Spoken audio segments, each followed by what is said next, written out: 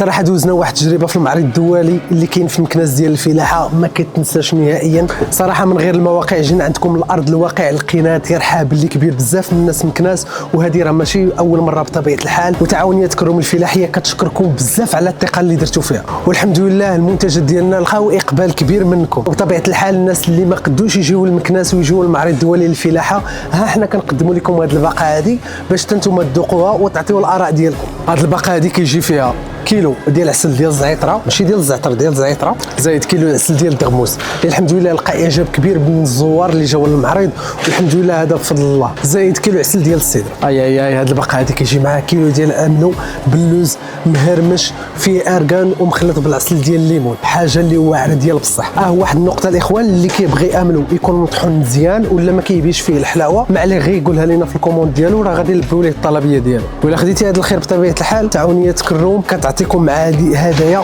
اللي كتكون من كوكتيل ديال الشهده، زائد الحريره بلديه مع الصابونه الطبيعيه ديال ارغان، زائد نص كيلو ديال الاملو ديال الكاوكاو، زائد الكادو الجديد اللي دخلنا في هذا الباك هذا اللي هو املو ديال البيستاش. وهذه الباقه هذه كامله كتبقى لكم غير ب 650 درهم شامله التكاليف ديال الباب الدار. مرحبا بكم كاملين.